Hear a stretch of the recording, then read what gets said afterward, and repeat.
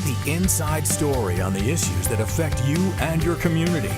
This is Local 12 Newsmakers. Good morning and welcome to Local 12 Newsmakers. I'm Dan Hurley. This morning we begin our coverage of the local candidates and issues that will be on the November ballot. Because of the increasing popularity of early voting, I have rearranged the traditional newsmaker schedule to get the highest profile races covered and posted to the web as early as possible. I'm beginning this year with the Cincinnati City Council race.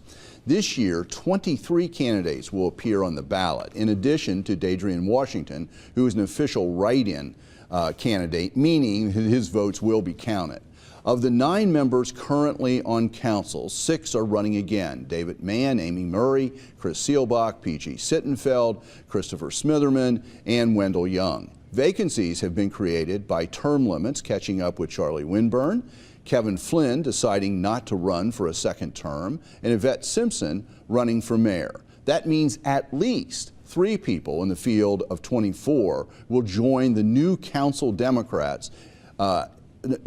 The new council. Democrats have endorsed a full slate of 9, Republicans have endorsed 3, and Charterites have endorsed 5.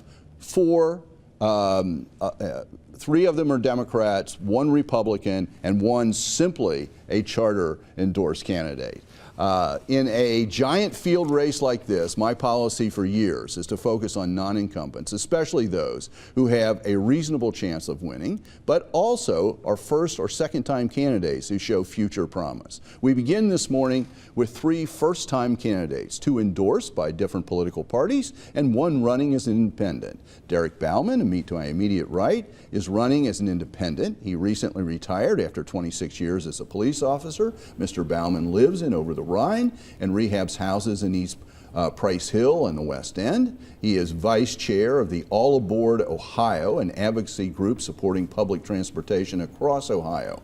Welcome to Newsmakers, and I want to give each of you a chance, since you're first-time candidates, just very briefly to state why it is, what's your motivation for running, what's compelling you to enter the elected public sphere, because you're all involved in community activities, as I tried to indicate. And secondly, what in your mind, one thing maybe, that distinguishes you from other candidates, that makes you a little bit special? Derek, let's begin with you. Well, thank you. First of all, that was a fantastic introduction, so I certainly appreciate that. You know, for me, it's about a lifetime that's been dedicated to public service. I've been a police officer for 26 years, recently retired after being injured in the line of duty, and that was due to really our opiate crisis that we're facing, which is a whole other topic that we could talk about. But my career ended when opiate-addicted husband and wife were fighting. The wife began stabbing the husband. I was the first officer there. I worked for the city of Mason for most of my career. I got there, kicked the door in, and as the door went in, my knee went out. And 3 knee surgeries later, my police career is over. The good news is he lived, and she went to prison, and now I'm on to the next chapter in public service, and that is truly serving the city of Cincinnati and its people. And I think on that note, it's very important today, given some of the crazy things that have gone on nationally, that we focus with our police department in continuing to move forward in terms of community policing strategy, in being connected to the people and in the neighborhoods. It's something that I focused on throughout my career.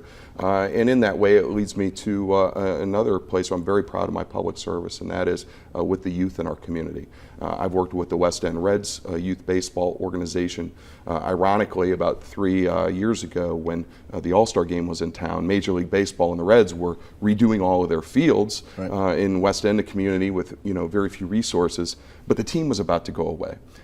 So I found out about that, got involved with the fundraising and the organization, and now coaching with the kids, and we've grown from 80 to 120 children there in the West End, and it gives them a great opportunity for not only summertime activities, but to learn leadership skills and these types of things, and also for me to connect with young people, especially given my role as a former police officer. So that's been something that's been really rewarding, and I think points to, for myself, a lifetime and a history of public service and dedication to the people.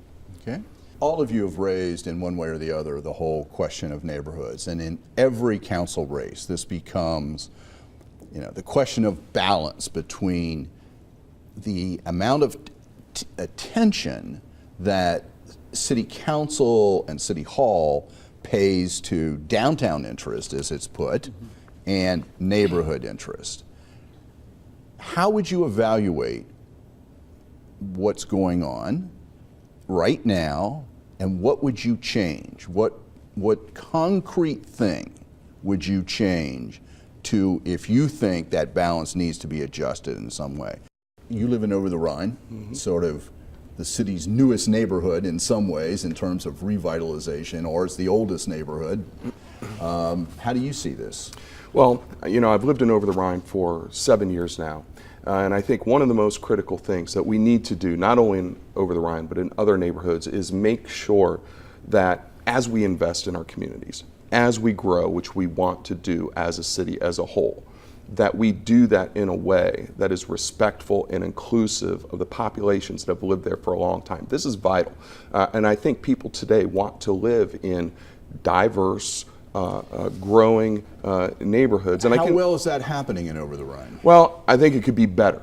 Okay, and so we can use this as a tool and a mechanism that as we go forward and invest in other communities, we have to be deliberative about this. There needs to be strong, robust community input, especially to developers that get city money. Okay, we're not just going to give this to you and you build as you please. That if there are city dollars involved, particularly, that there is going to be robust community input on the front end, not after the fact when really the deal's already done, on the front end, and to say, look, does a certain percentage need to be affordable housing? Do there need to be certain amenities like green space or other things, bus infrastructure in this development that the community may want? You know, an example of this is our over $100 million MLK interchange that was done and has greatly impacted Walnut Hills. I went out there a couple weeks ago, did a Facebook Live video from the corner where the road is now this wide, and you have long-term residents, elderly and the disabled, that live nearby that literally cannot get across the street by the time the crosswalk changes. So, you know, we invested these dollars, made it easier for commuters to get in and out and drive to the suburbs. But what about the folks that were there? I don't believe they were ever part of the conversation, and they need to be on the front end. I want you to hold on, everybody to hold on to that idea of community input on the front end. Right to my right is Derek Bauman, who is running as an independent this time. I'm a Charterite. Are you Charterite? Yeah. Endorsed? I'm a Democrat, endorsed Charterite. But endorsed Charterite? Correct. Yes. Okay. I'm sorry. I got that confused. No worries. Okay. Did I have it right in the beginning? I don't know. Who cares? It was a while ago. Blame it on me. Blame it on me. Okay. This whole point about front end input by communities. City Council faced a very difficult vote several weeks ago on the expansion of Children's Hospital in Avondale. Very simply, yes or no, how would you have voted on that? And secondly, did the community get a fair chance to have input on that? At the end of the day, I would have voted for the expansion as it was presented. I would have worked harder with all of the stakeholders to achieve some better outcomes that everybody, I think, would have walked away from the table feeling better about. I think it's important to remember that our African American community in Cincinnati has had over the decades, and you can't really talk about this without considering the history. You know, the history of the West End with I-75 that was, that basically crushed that community in the 50s and the 60s. 45,000 people displaced. Queensgate displaced, and many of those folks and their families ended up in Avondale. And so that's why there's a history here that maybe creates issues that really weren't talked about in the bigger picture as to why there's this sense of need in the community. So I think we need to be attentive to that when we think about these issues and how major projects can impact people and neighborhoods over time. Okay. Another variation of that, there was a very intense discussion in council about whether the city should put money into the Clifton market. My understanding is that market financially has some real struggles at the moment. Was that a good decision, and was that the right model for how the city ought to invest in neighborhood business districts? Derek?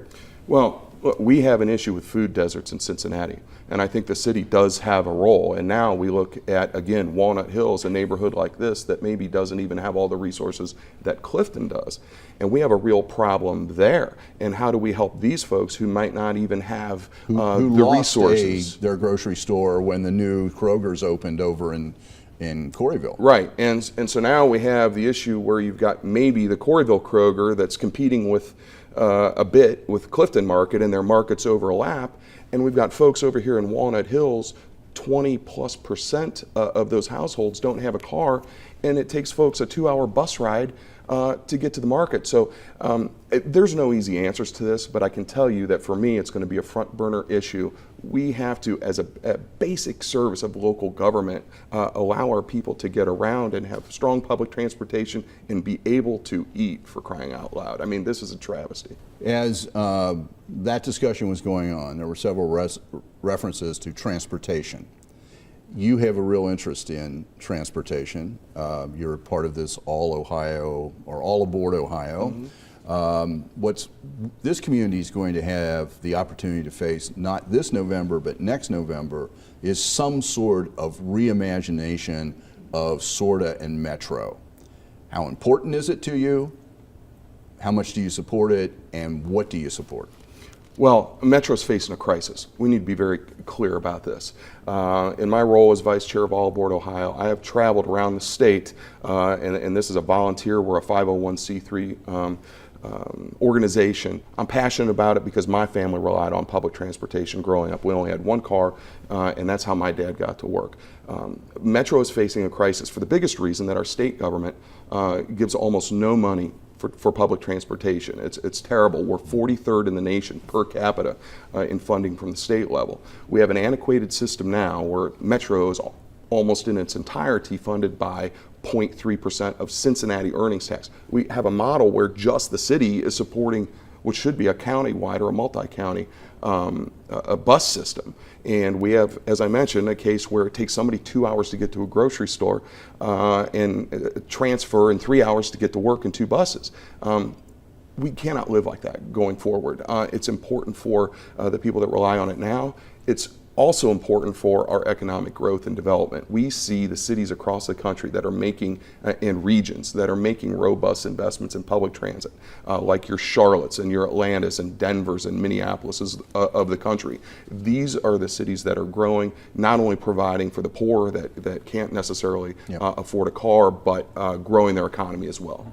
Thank you for making Newsmakers a part of your Sunday morning. Join us again next week to meet 3 more first-time candidates for Cincinnati City Council.